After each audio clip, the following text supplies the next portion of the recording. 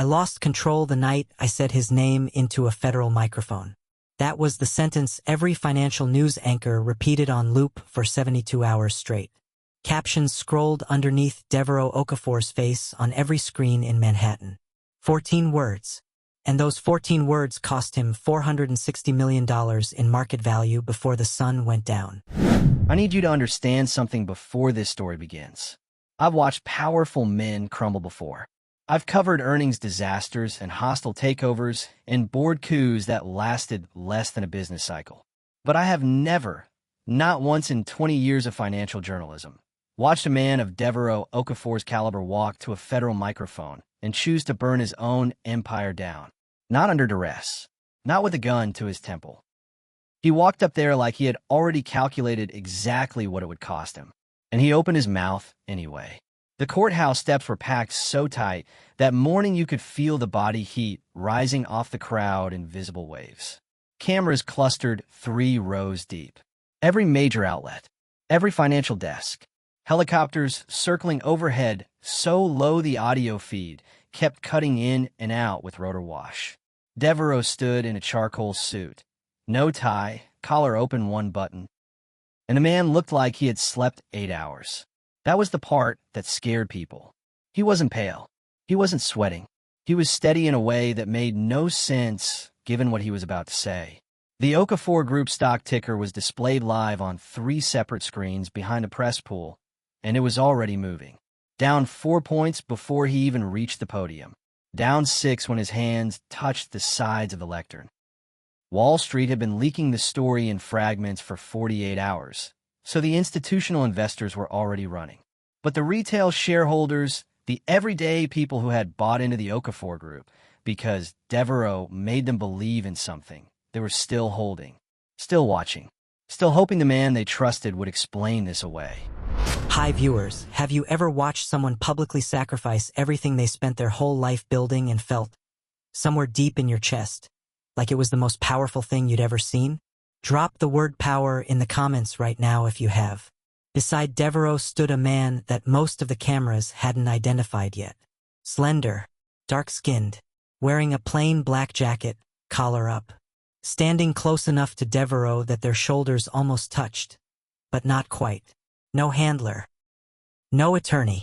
Just standing there on his own 2 feet, looking straight out at the crowd with the kind of stillness that only comes from someone who has already survived the worst thing that could happen to them and found out they were still breathing on the other side. The press would spend the next 6 hours running his face through every database they had access to. It would take them until late afternoon to find the name. When they did, every single one of them would understand why Devo Okafor had detonated the most successful financial empire Black Wall Street had produced in 40 years. His name was Malachi Sutton, and the moment Devo said that name into a live federal microphone, the board members watching from the 14th floor of the Okafor Group's Midtown headquarters didn't say a word. They just picked up their phones and started dialing. Political donors were calling before the press conference ended. 3 senators, 2 governors, a former cabinet secretary whose number had never once appeared in Devo's call log because it never had to, until now. The stock kept dropping, point by point by point, like a man walking slowly downstairs he had already counted in the dark. And Devo Okafor just stood there and kept talking. This is everything that came before it. Because the real question, the one nobody in that press pool thought to ask until weeks later, wasn't why the most disciplined alpha in Manhattan would say another man's name into a federal microphone and watch his empire fall in real time. The real question was why that man's name had the power to dismantle something so much larger than either of them. Why Malachi Sutton, rejected, relocated, written off, swallowed by a system designed to make him disappear, had become the single most dangerous piece of information in a political money network that stretched from Midtown Manhattan to the Senate floor. Nobody builds a trap like that by accident, and nobody walks into a microphone like that without knowing exactly what they're setting off. The rejection happened in public. That was the part that never left. It wasn't the word itself. Malachi had survived worse words before. From his family's dinner table back in Savannah, Georgia, from the campaign manager who had handed him a press statement with his name already removed from it, from the political consultant who had sat across from him in a leather chair and said very calmly that the optics of a publicly bonded omega attached to a candidate of his father's profile were simply not workable in this cycle. Malachi had survived all of those words. But the rejection in the Whitmore ballroom. The one delivered by Marcus Delaney in a room full of 260 people with champagne glasses still in their hands. That one landed somewhere different. That one landed in the body. I remember the exact moment the room changed. 1 second there was noise, music, laughter, crystal against crystal. And then the word dropped and the noise just stopped. Not all at once. In a wave. Starting from the people closest to us and spreading outward until the silence hit the back wall and bounced. 260 people, and not one of them made a sound. And I was standing there in the middle of all of it, holding a glass I didn't remember picking up, watching Marcus turn back to his donors like I had already left the room. I hadn't left. I was still there. That was the part nobody understood later when they tried to explain what happened to me. I didn't fall apart in that ballroom. I just became very clear about something I hadn't been clear about before. The Sutton family's political machinery moved fast after that night. By morning, there was a statement drafted. By the following afternoon, there was a plan.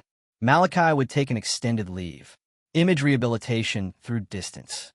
The official line was rest and personal development. The unofficial line, the one his father's chief of staff delivered over a 45-minute breakfast that Malachi was not invited to attend, was that the rejection had made the Sutton name adjacent to instability, and that adjacency needed to be relocated before it cost them anything further. Malachi was handed a number, a firm in New York that handled discrete placements for sensitive situations. He was told the firm was reputable. He was told the contract was standard. He was not told much else. New York absorbed him the way New York absorbs everything that arrives broken and useful. The club was called Velour. It sat below street level on a block in the West 40s that didn't show up on any mainstream nightlife guide, which was not an accident.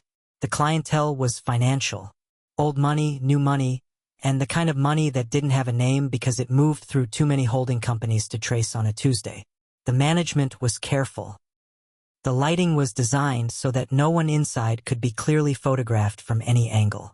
The contracts that the performers signed ran to 11 pages and included arbitration clauses, relocation provisions, and a debt acceleration structure that meant the moment you fell behind on your weekly house fee, the total outstanding balance tripled. The firm that had placed Malachi there had explained none of this. The contract had been handed to him on a Thursday. He had 48 hours to sign or return his travel advance. He signed. He danced 5 nights a week. He was good at it, not because he had trained for it, but because his body understood performance the way some people understand water. It was the thing he had never been allowed to do back in Savannah, which meant he had never been allowed to be bad at it and recover. Here, the crowd didn't know his last name. Here, the performance was the whole transaction. There was something almost clean about that. Almost. The debt grew faster than the math made sense. 3 months in, Malachi had run his numbers 4 separate times and each time arrived at the same conclusion. The contract was designed so that the exit cost would always exceed what he could save. He wasn't trapped by circumstance. He was trapped by formatting. Someone had sat down at a desk and written the mechanism for his containment in standard legal language, and then a second someone had handed it to him in a moment of vulnerability and waited. The night the silent man sat down in the back booth, the one who had been coming in for 3 consecutive Tuesdays, always alone, always ordering nothing, always watching. Malachi felt it before he turned around. Not attraction, not threat, something else. The man sat completely still in a way that had nothing to do with relaxation. He was still the way a person is still when every piece of their attention is pointed in one direction. And the direction was Malachi. But the scent that drifted across the room was wrong for what Malachi expected. Other alphas in velour smelled like want. This man smelled like math being worked in real time. He smelled like a problem being solved. Darius Okafor had been inside velour 3 times before he allowed himself to look directly at the performer on the center stage. The first Tuesday he went in for the numbers. Shell Corporation records linked Velour's parent holding company to 4 other LLCs that shared a registered agent with a political action committee that had moved $2.3 million in the 30 days before a state Senate primary, in which his firm's largest infrastructure contract had been quietly renegotiated without cause. That was Tuesday 1. Devo sat in the back booth with a glass of water and ran coordinates in his head. He didn't look at the stage. The second Tuesday he went back because the connection between the LLC chain and a Manhattan real estate trust had broken open in a direction he hadn't expected, and the club was the only physical location where he could confirm foot traffic patterns between 3 separate financial players without triggering any surveillance flags. He sat in the same booth. He ordered the same water. He spent 40 minutes watching the room the way a cardiologist watches a monitor. Steady. Clinical. Reading for irregularities.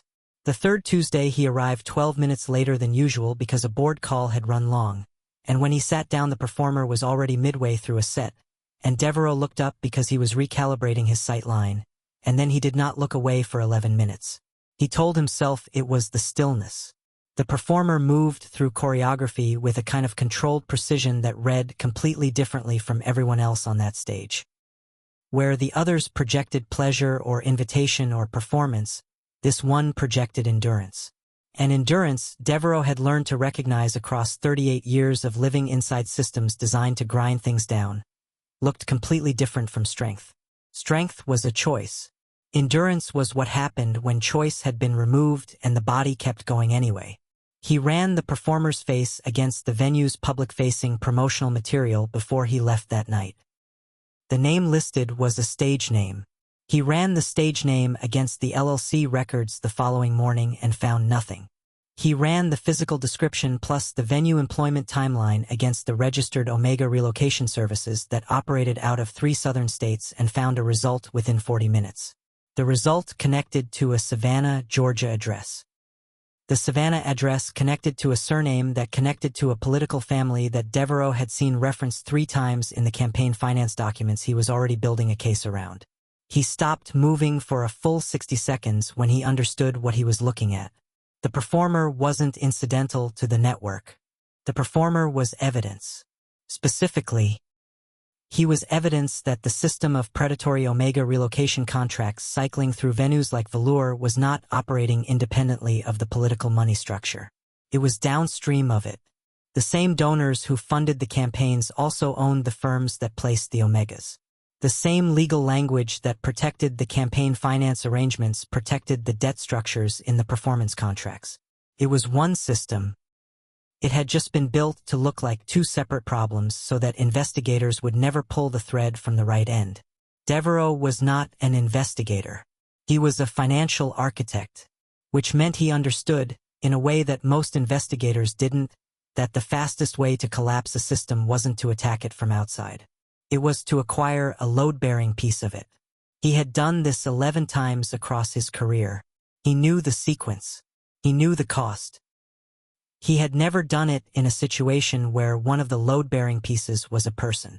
The 4th Tuesday he arrived at the booth and waited until the set ended. When the performer moved toward the back of the room, Devo caught the attention of the floor manager and requested a private consultation. The language used in these venues for that transaction was specific and transactional. Devo used it because it was the language that would produce the meeting without triggering any alarm in the management structure. The private room was smaller than he expected. 1 low couch. 1 chair. No windows. The lighting was warm in the way that lighting gets warm when it is designed to obscure rather than illuminate.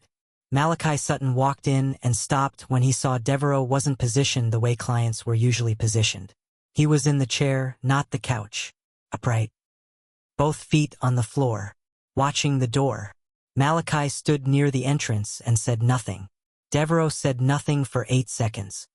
He was reading the room the way he always read rooms. Entry points, sight lines, the position of Malachi's hands, the specific quality of the stillness that had returned to the man's body the moment he understood this meeting wasn't what he'd been told it was.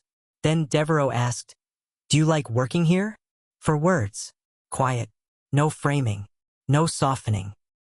Just the question sitting in the air between them like something that had been dropped from a significant height. Malachi looked at him for a long moment. Then he said yes. It was the flattest yes Devereaux had ever heard. It had no bottom to it. It arrived and just sat there, weightless, like a word that had been stripped of everything that made language mean something. Devereaux didn't push. He stood up, set a business card on the low table, no name on it, just a number, and walked out. He didn't look back. He went straight to his car and sat in the back seat with the partition up for 12 minutes before he told his driver to move. He had built his career on reading what people meant when they said the opposite. And what Malachi Sutton had just told him, with the flattest yes in the English language, was something that was going to cost Darius Okafor more than he had budgeted for. He just didn't know yet whether the cost was the kind you calculated in dollars or in something that didn't have a line on any balance sheet he'd ever seen. The contract was 11 pages long. Malachi had signed it on page 11. The language on page 3 was where the trap lived. Devereaux had his legal team pull every performer contract currently active at Velour within 72 hours of his 4th visit. He didn't request them through the venue. He acquired them through the registered agent of the parent LLC, which was technically a public filing matter, which meant the acquisition was clean. His lead counsel laid the documents across the conference table on a Thursday morning, and the 4 of them, Devereaux, legal, compliance, and one outside forensic accountant, read in silence for 22 minutes. Then the forensic accountant said, "These aren't employment contracts." Nobody responded because nobody needed to. The debt acceleration clause on page 3 activated the moment a performer missed a single weekly house fee payment. The missed payment didn't just incur a penalty.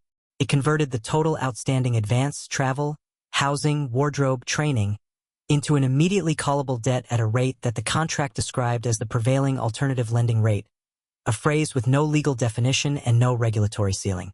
In plain language, the moment you were 1 week late, everything you owed tripled, became due in full, and the venue retained the right to garnish any future income from any performance contract you signed in any venue in the state for a period of 3 years. You could leave. You just couldn't work. The contracts targeted Omegas specifically.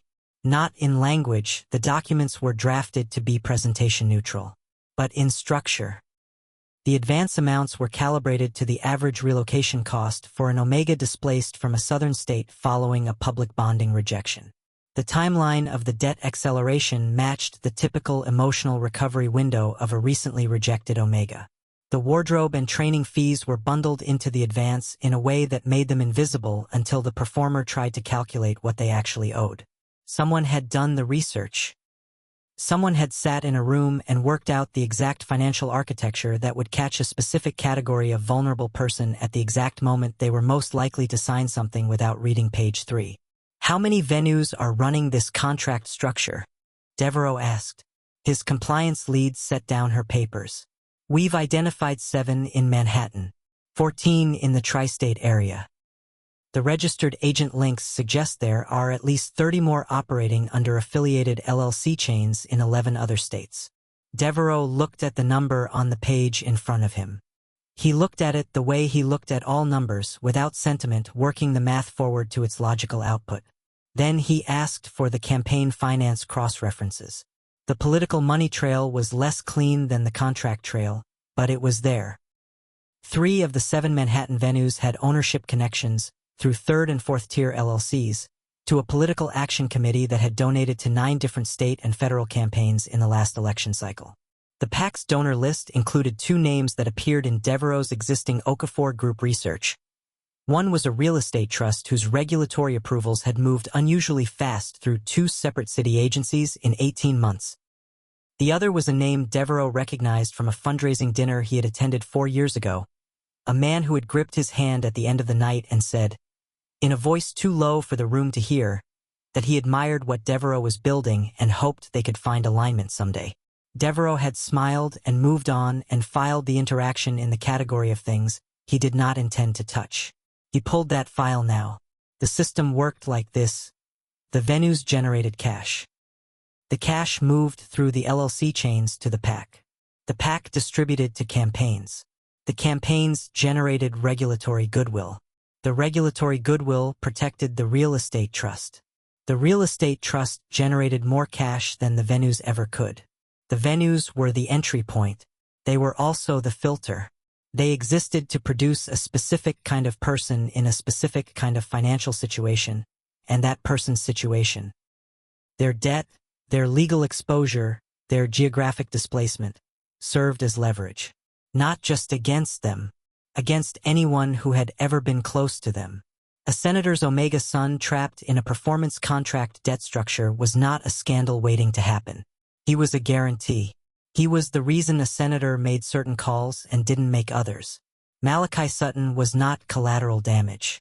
Malachi Sutton was a hostage who didn't know he was being held.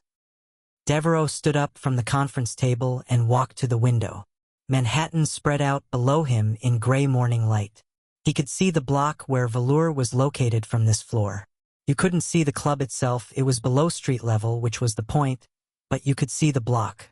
He looked at it for a long time. He had three options. He could pass what he knew to a federal contact and walk away clean. He had done this before with less and it had worked. He could incorporate the information into the Okafor Group's existing regulatory research and present it through channels, which was slower but protected his position. Or he could acquire the building. His compliance lead had followed him to the window. "You're going to buy it," she said. "Not a question." "I'm going to buy the holding company," he said. "All of it. Every venue, every LLC, every registered agent in the chain. I want clean title to the contract portfolio. And I want it done before anyone in that donor network understands what's moving." She was quiet for a moment. "That's a significant personal exposure, Devo. If this connects upward the way we think it does, owning these assets puts you in the blast radius." "I know. The board won't like it. I know." She looked at him. He was still looking at the block where Velour's entrance was, 24 stories below and 3 avenues west. "Is this about the performer?" she asked. Devo turned from the window. His face was completely even. "It's about the contract structure," he said. "The performer is a witness." She nodded slowly, in the way that people nod when they have decided not to say the next thing out loud. But the thing she had noticed, the thing she filed quietly and didn't share until months later, when it mattered, was that Devo Okafor was the most disciplined reader of financial exposure she had ever worked with. And the one thing that did not track with pure financial logic was the specific building he had chosen to acquire first. There were 30-plus venues in the chain. He had chosen the one where Malachi Sutton worked. Something had already found the rival syndicate before the acquisition closed. Devo's compliance lead got the alert on a Friday evening from a source inside the county clerk's office.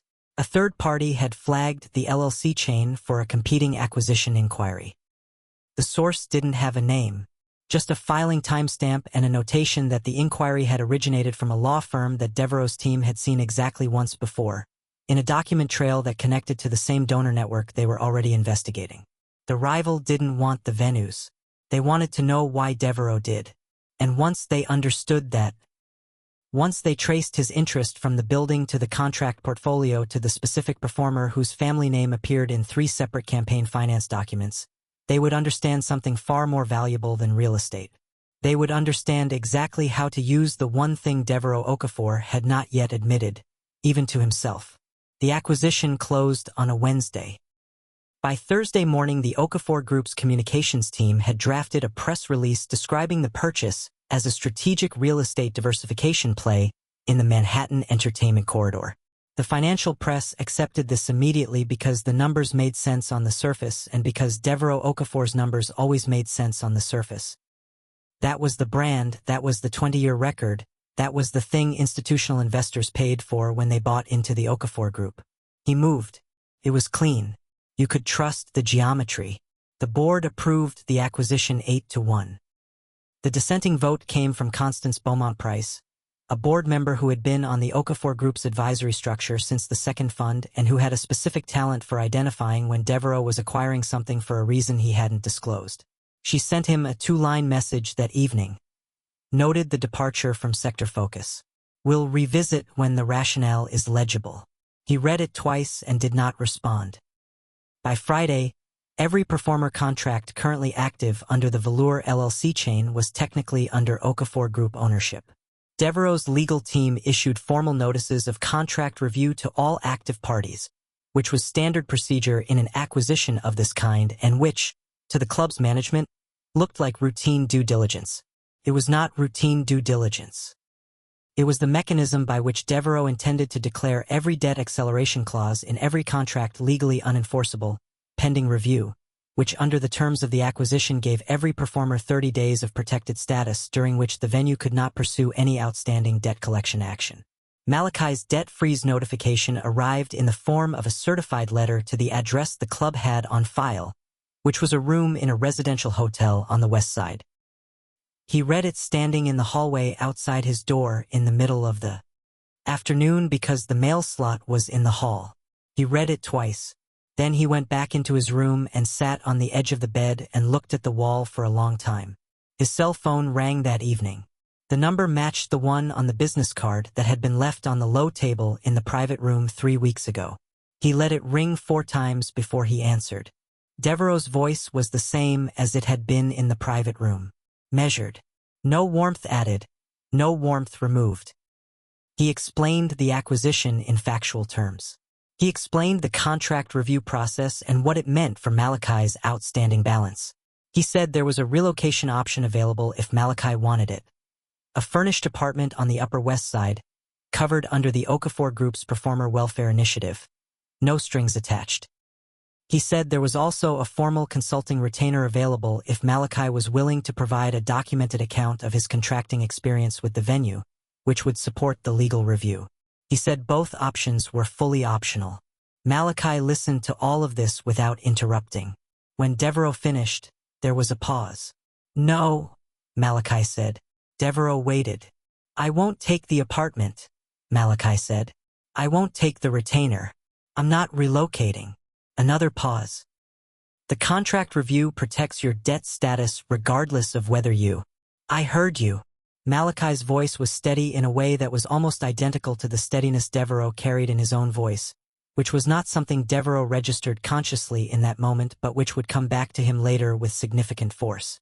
"I appreciate what you did with the acquisition. I don't know exactly why you did it, but I know it wasn't purely financial. And I'm not saying that to be difficult. A beat. I'm saying it because I won't trade one cage for another, even if the second one has better lighting." The line was quiet for 4 seconds. Then Devereaux said, "The apartment offer doesn't expire," and he ended the call. He sat in the back of his car for 6 minutes after that. His driver did not ask any questions.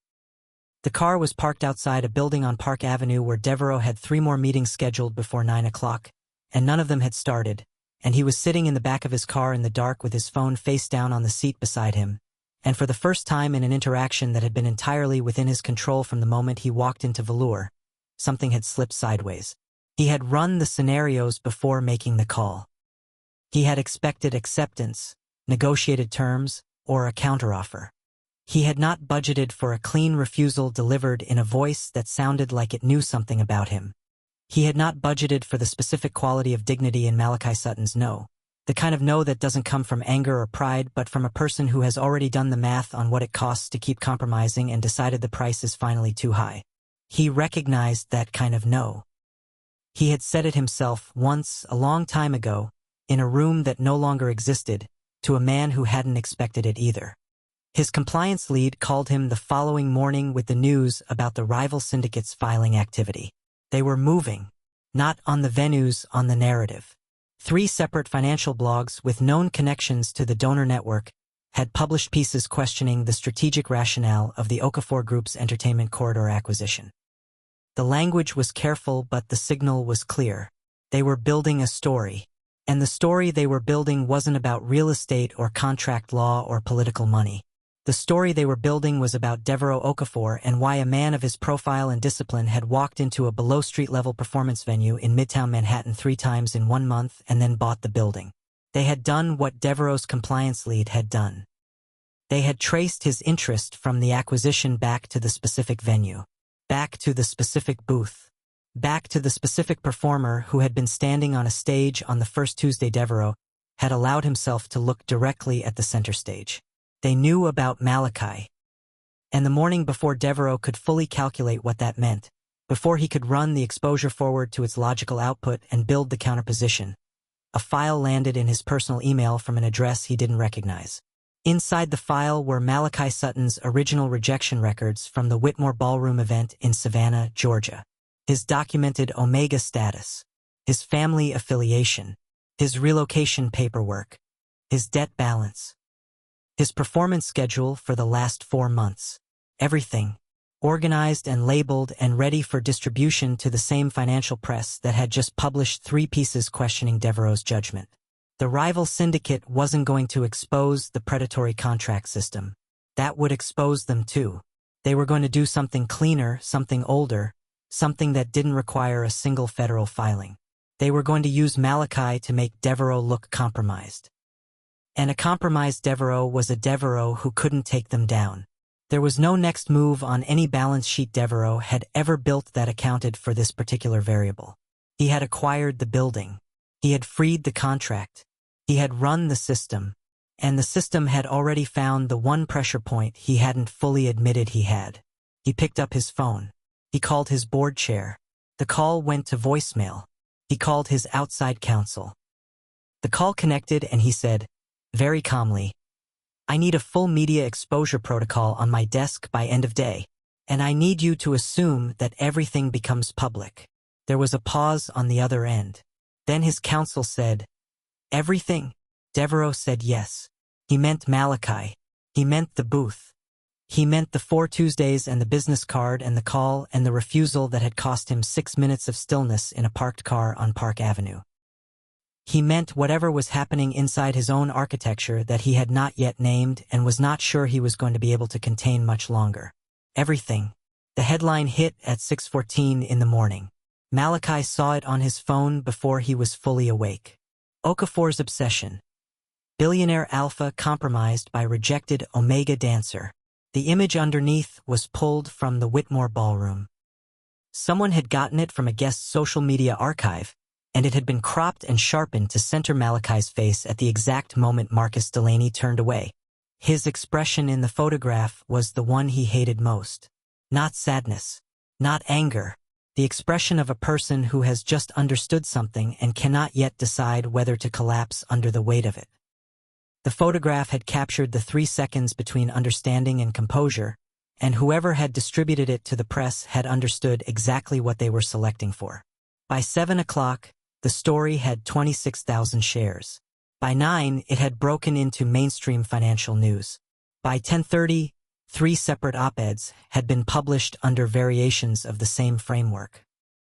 Darius Okafor, one of the most respected financial minds on Wall Street, had allowed personal attachment to a quote-unquote emotionally unstable Omega to compromise a multi-million-dollar acquisition strategy. The op-eds were careful. They didn't say Devo was wrong. They said he was compromised.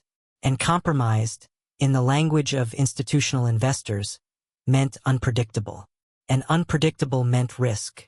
And risk meant the kind of thing you hedged against immediately. The Okafor Group stock dropped 9 points before the market had been open 2 hours. Not because the acquisition was bad. Not because the numbers had changed. Because the narrative had changed, and in markets, narrative is math. Devo was in his office when the board chair called. Henrietta Caldwell Ross had been in finance longer than Devo had been alive, and she did not raise her voice because she had never needed to. She said, "The board is convening Friday." She said, "There is language being prepared about leadership review."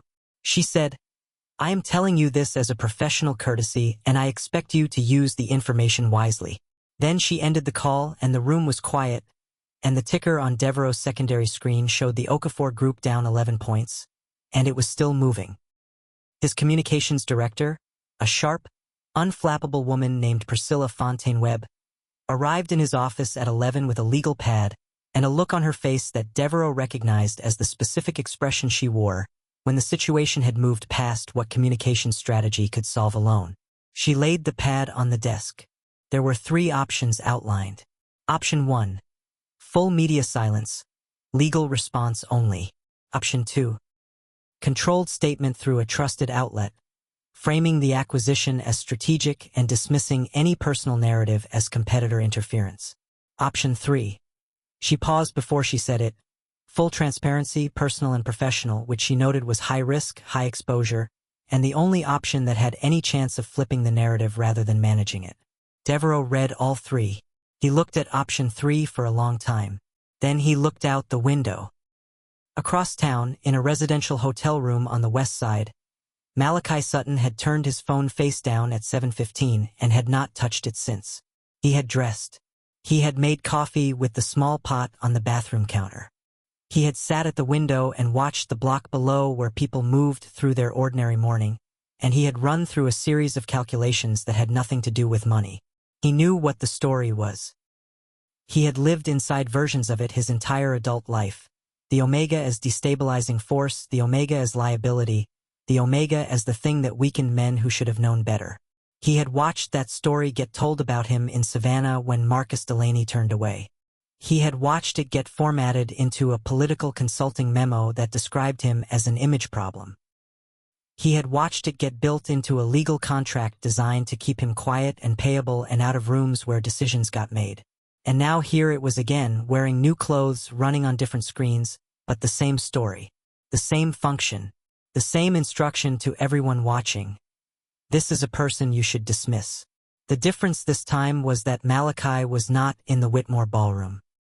He was not standing with a glass in his hand waiting for someone else to decide what his presence meant. He had a phone.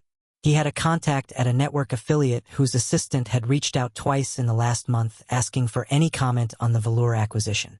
And he had something he had not had in that ballroom.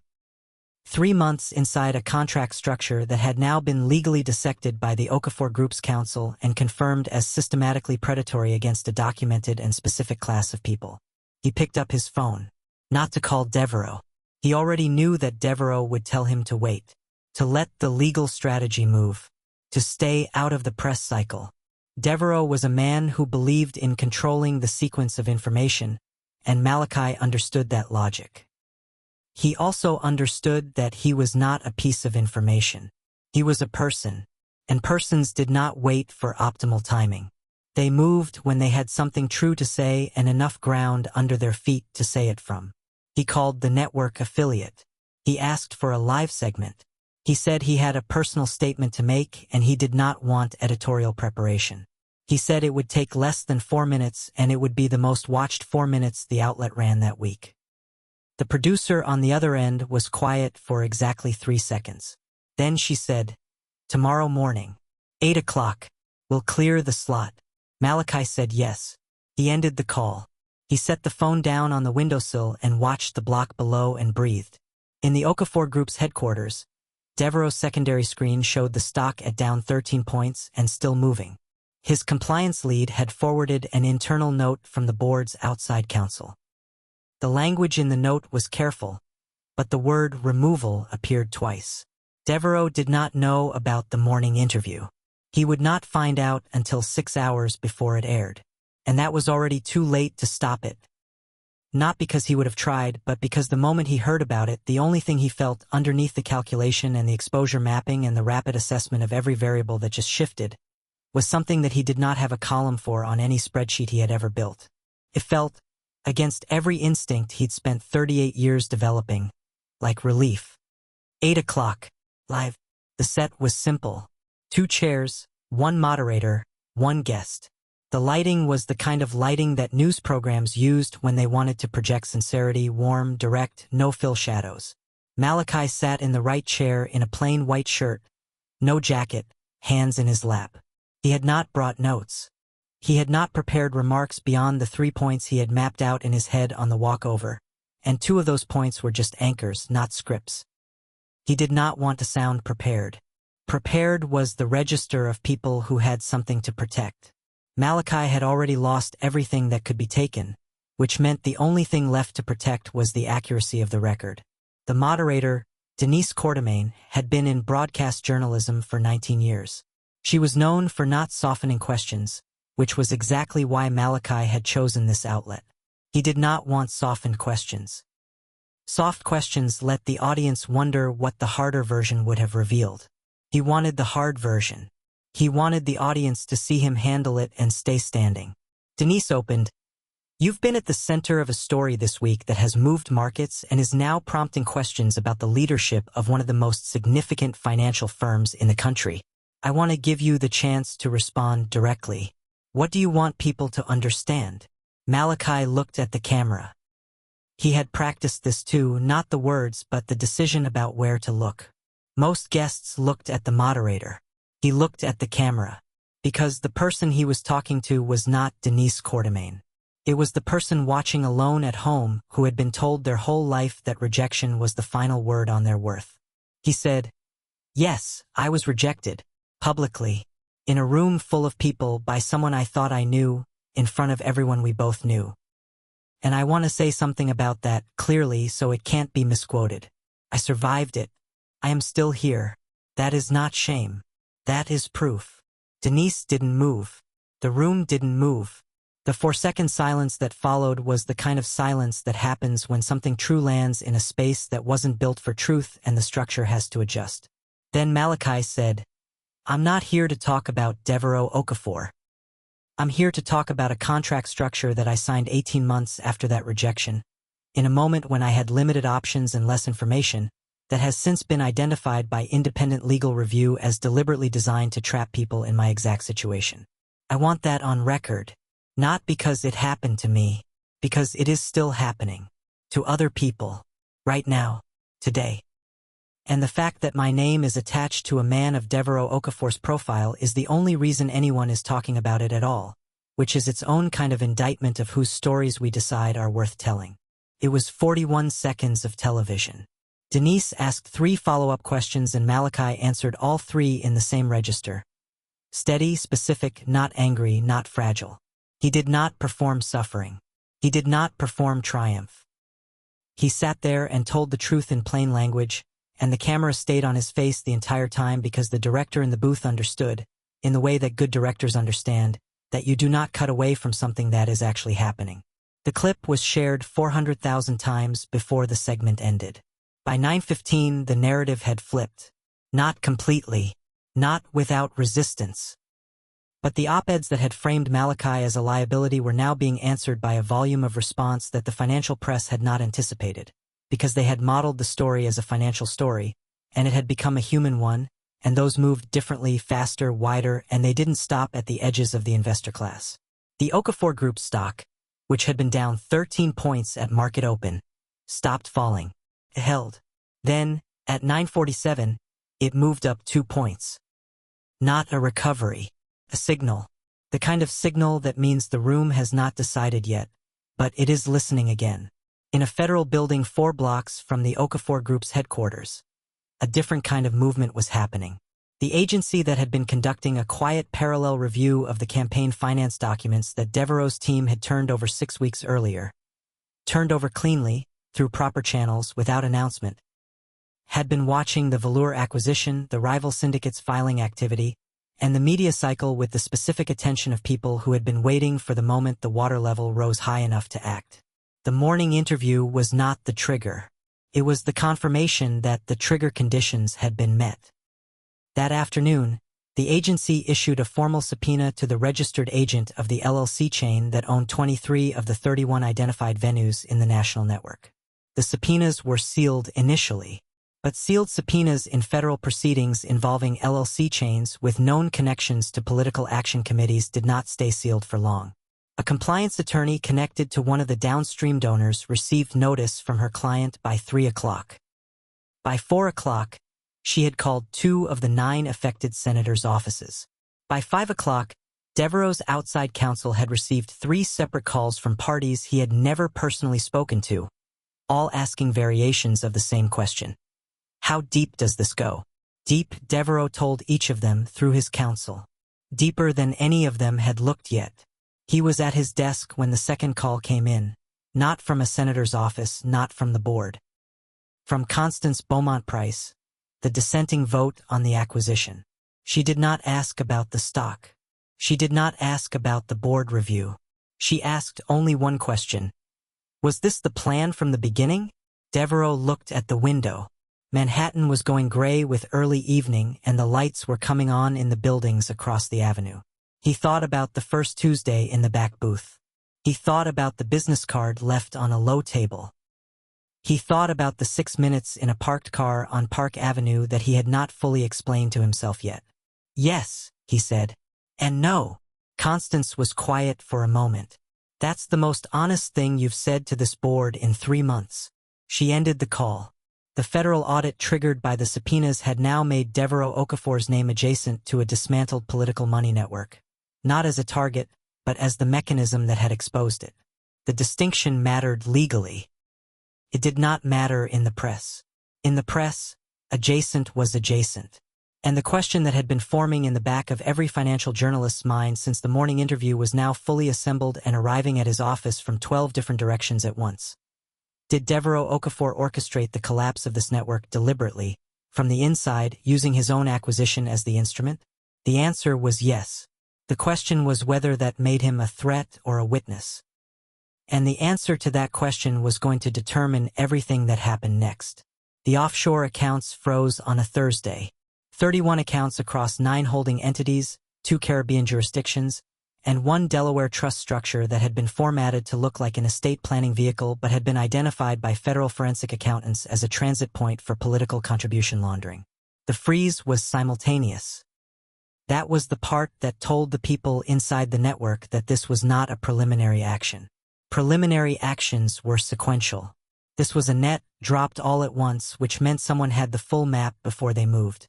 That someone was Devo Okafor's compliance team, working in coordination with federal investigators over a period of 11 weeks. The coordination had been formalized 6 days after the Velour acquisition closed, in a meeting that had not appeared on Devo's public calendar, in a building that was not the Okafor Group's headquarters, with 3 people whose names had not appeared in any press release, investor letter, or board communication since the process began. Political donors received subpoenas by end of business Thursday. 3 of the 9 affected senators were notified through their legal counsel. The predatory Omega performer contracts, all 31 venues, all active and historical agreements going back 7 years, were formally submitted to a federal consumer protection review as exhibits in the broader case. That submission triggered an automatic legislative alert to the relevant oversight committee, which was the procedural mechanism that Devo's outside counsel had specifically identified 14 weeks earlier as the fastest route to regulatory action that didn't require a single vote to be called. By Friday morning, 2 things happened simultaneously. The board of the Okafor Group convened the leadership review that Henrietta Caldwell-Ross had warned Devo was coming. And a federal court issued a preliminary injunction making the debt acceleration clause in the performer contract template unenforceable in all affected jurisdictions pending final ruling, which meant every active debt structure across 31 venues was immediately suspended. The board meeting lasted 4 hours. Devo sat at the head of the table, which was where he always sat, and he let the process run without interruption. He had read the language of the leadership review document the previous evening, and had identified 3 sections where the board's outside counsel had been careful not to say removal directly, but had built the grammatical scaffolding for it. He understood what the room was doing. He had built enough boardrooms to know when a decision had already been made before the meeting was called. Henrietta ran the session. She was precise and fair, which she always was, and she presented the concerns in the language of fiduciary responsibility, which was the correct language given her role and the circumstance. The acquisition had exposed the firm to federal adjacency. The media cycle had introduced personal narrative into the Okafor Group's brand identity. The board's primary obligation was to the shareholders. The shareholders needed stability. Stability required clarity at the top. Devo listened to all of it. When the floor came to him, he spoke for 11 minutes. He did not defend the acquisition as a pure financial move, because it hadn't been. He did not deny that personal consideration had influenced the initial decision to focus on the Velour building specifically. He said that directly without softening it. He said, "I knew what I was acquiring beyond the real estate. I knew there was a person inside that contract structure whose situation connected to a political money network that my firm had already been researching independently. I made a judgment that acquiring the asset was the fastest mechanism available to me to protect that person and simultaneously create the legal leverage needed to pull the full network into federal view. I executed that judgment. I stand behind the execution. I understand that the board's obligation is to evaluate the cost. The room was quiet after that. Constance Beaumont-Price said, from the far end of the table, "You could have passed the information to federal investigators without buying the building." Devo said, "Yes." She looked at him steadily. "Why didn't you?" He did not answer for 4 seconds. It was the longest 4 seconds of the meeting. Because passing information and walking away would have left the performer in the contract structure while the investigation moved at its own pace. Federal investigations take time. The debt acceleration clock does not. Constance nodded slowly. She wrote something on the paper in front of her and did not look up again. The vote on the leadership review was 7-2. The 2 dissenting votes were Constance Beaumont-Price and a board member named Warwick Odom-Shaw, who had joined the board 3 years ago and who, Devo had always quietly noted, was the only other person in the room who read the footnotes before the executive summary. The 7 votes did not call for removal. They called for voluntary transition of the CEO role pending a 60-day strategic review, with Devo retaining an advisory position. It was the board's way of doing the thing without saying the thing, and Devo recognized it because he had seen it done to other people across his career and had always understood it as a mechanism for preserving the institution by displacing the individual. He accepted it. He stood up, buttoned his jacket, and said, "I will prepare the transition documentation." He thanked the board for the process. He thanked Henrietta specifically. He picked up his phone, his legal pad, and walked out of the boardroom in the same way he had walked into every boardroom across 38 years. Straight, measured, no theater. His executive assistant, a man named Tobias Reeves Calloway, who had worked beside him for 9 years and who had never once in 9 years asked a personal question, was standing in the corridor with a bottle of water and Devo's coat. Tobias did not say anything. He just handed over the coat and the water and walked alongside him to the elevator. When the elevator arrived and Devo stepped inside, Tobias said, quietly, before the doors closed, "You did the right thing, sir." The doors closed. Devo stood in the elevator alone and pressed the lobby button and looked at his reflection in the polished metal door. He looked like himself. That was the thing that surprised him every time. That the face in the reflection didn't change when the ground underneath it did. His phone lit up with a message before he reached the lobby. It was from a number he recognized. For words. "I heard. Are you okay?" He stood in the lobby of the building he had run for 15 years and looked at those 4 words for a long moment. Then he typed back, "I'm calling a press conference." And he sent it before he could think about what came after the decision. In the federal building 4 blocks away, the investigative team had just received the confirmed documentation that tied the offshore accounts to the specific PAC contributions that had been routed through the Venue LLC chain. The chain was now fully mapped. The 7 years of predatory contracts were now fully documented as instruments in a political money protection system. And the federal audit of the Okafor Group's acquisition, which Devo had known was coming the moment he signed the purchase agreement, which was precisely why he had structured the acquisition with clean title and full documentation from day one, had concluded that the acquisition had functioned as an exposure mechanism, not a concealment one. Devo Okafor was not a target of the federal investigation. He was, in the agency's formal language, a material cooperating party whose asset acquisition had accelerated the identification of evidence that would otherwise have required an additional 14 to 22 months of standard investigative process to locate. 22 months. That was the time Malachi Sutton would have remained in a debt structure designed to keep him contained, if Devo had passed the information through channels and waited for the system to move at its own pace. The press conference was scheduled for the following morning. 9 o'clock, courthouse steps. Devo's outside counsel had filed the necessary public disclosure paperwork that afternoon. The agenda was 1 item. A formal public statement from Devo Okafor regarding his cooperation with the federal investigation, his voluntary transition from the CEO role, and his personal acknowledgement of the relationship between his acquisition strategy and the exposure of the predatory contract network. The last section of that agenda, the personal acknowledgement, was the part his counsel had flagged twice in red and asked him 3 separate times whether he was certain he wanted to include. 3 times, Devo had said yes.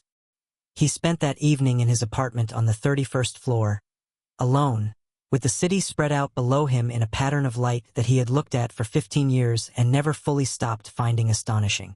He did not call anyone. He did not review his remarks. He did not run the exposure forward again, because he had already run it every direction it went and he knew every destination.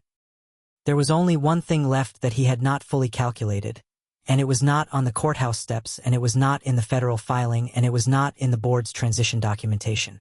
It was whether Malachi Sutton would be there when he turned around. The board's transition documentation was signed at 7:40 in the morning. Devo did it at his desk, alone, with a pen he had carried since his 2nd year in finance. A plain black pen that his mother had given him when he signed the papers on his first fund, and that he had used deliberately for every document since that had cost him something real. He signed. He set the pen down. He stood up. Tobias Reeves Calloway had his coat ready in the corridor. Again, the man had worked beside him for 9 years and had never once needed to be told what the moment required. Devo took the coat without speaking. They rode the elevator to the lobby. The car was waiting. Outside, the morning was cold and flat with a sky the color of old concrete. Devo sat in the back seat and did not look at his phone. He watched Manhattan move past the windows the way he always watched it, as a system, as a series of moving parts whose individual behavior added up to something larger than any single component could explain. He had loved this city because it was legible to him.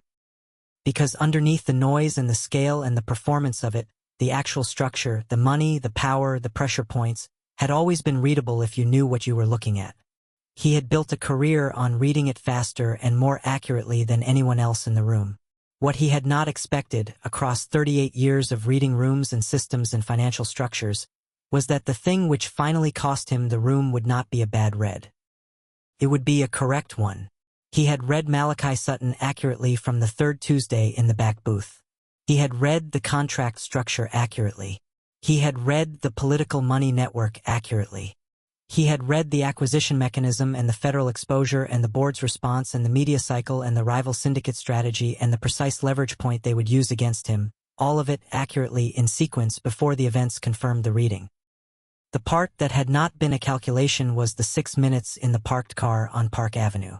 The 4 words on the text message the previous evening. The specific quality of stillness that had settled into his body the moment he accepted the board's decision and understood that something he had spent 15 years building was gone, and found, underneath the loss, not grief but a clarity he had not felt in a very long time. He had not lost control. He had chosen where to apply it. The distinction mattered more to him than he would have been able to explain to anyone sitting across from him in a boardroom.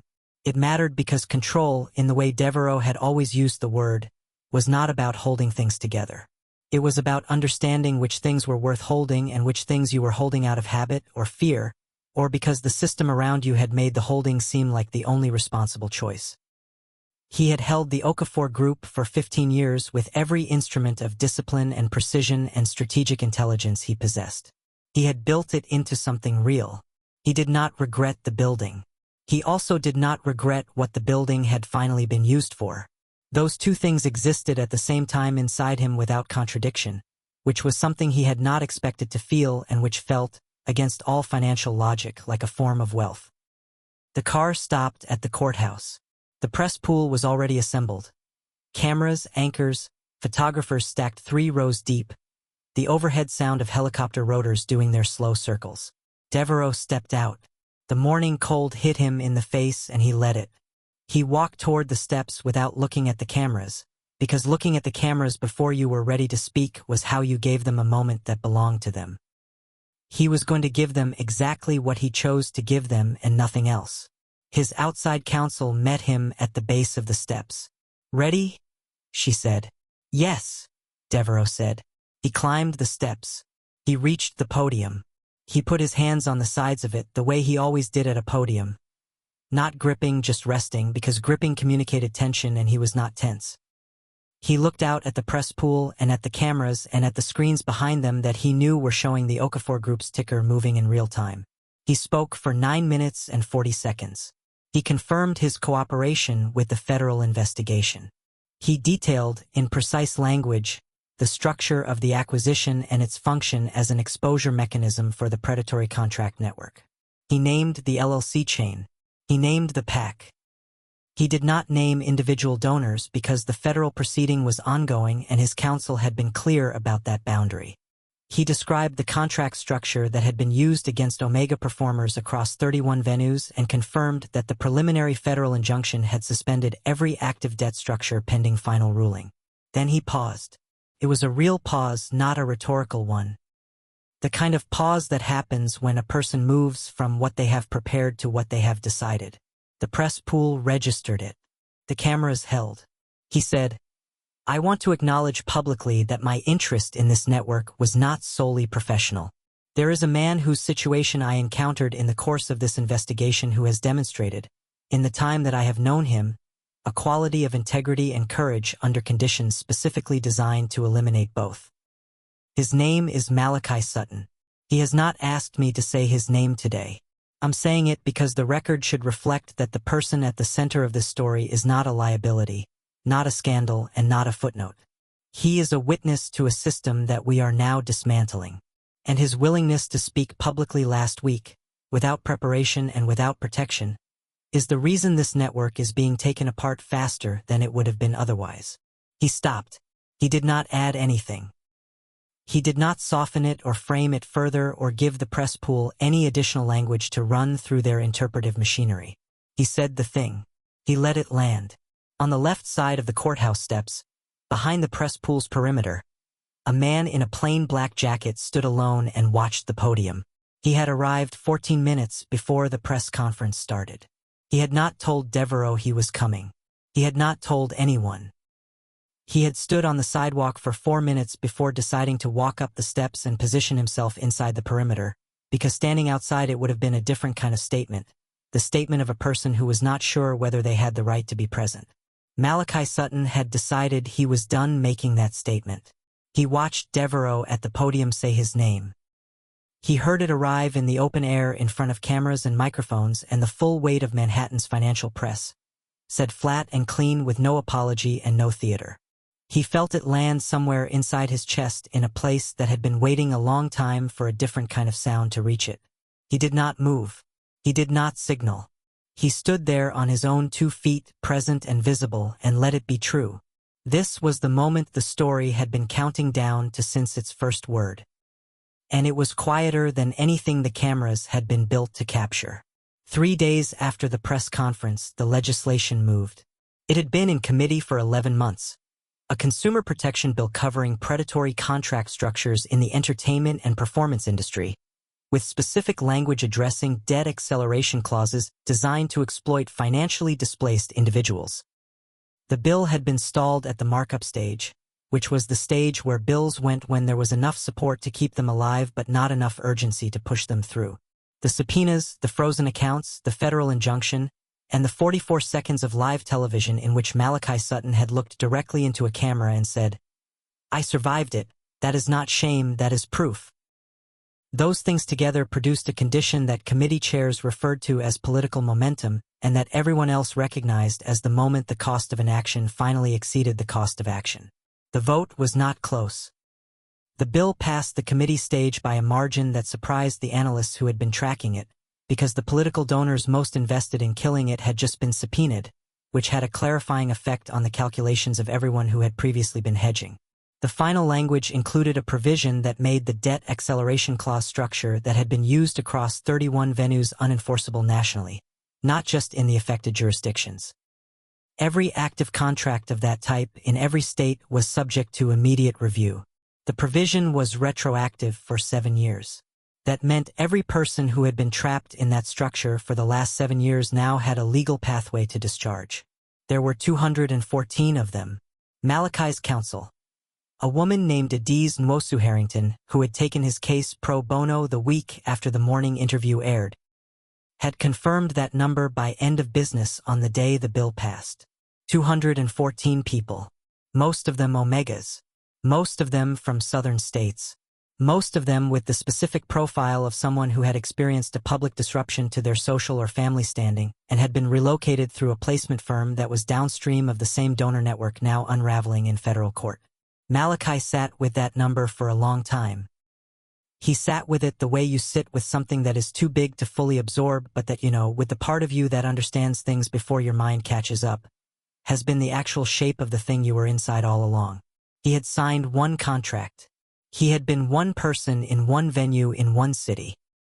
The system he had been inside was 214 people wide and 7 years deep and had been running in plain sight, formatted correctly, legal on its face, designed to look like opportunity and function like a trap. His phone had not stopped since the bill passed.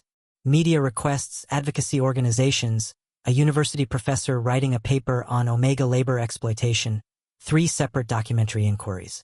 He had responded to none of them yet. He was sitting at the window of an apartment on the Upper West Side that was not the one Devo had offered him 3 months ago, that one he had refused. This was a lease he had signed himself with his own money, with his name alone on the paper, which mattered to him in a way that was difficult to articulate but that had something to do with the difference between being helped and being repositioned. He had needed the difference to be legible. To himself first. Devo had not called since the courthouse. He had sent one message the afternoon after the press conference. It said, "The offer I described as not expiring, it hasn't. No pressure in either direction." That was all. Malachi had read it twice, set the phone down, and not responded for 18 hours. When he did respond, he said, "I know." Then he asked if Devo wanted to get coffee. Just coffee. At a regular place, not a meeting, not a strategy session, not a thing with an agenda. Just 2 people in a room who had been circling something for 4 months and had run out of reasons to keep circling. Devo had said yes within 40 seconds, which was, for a man who processed everything before responding, the fastest yes he had sent in 38 years. They met on a Thursday at a coffee place on Amsterdam Avenue that had 11 tables and no reservation system and served coffee in plain ceramic cups with no logo and no story about the origin of the beans.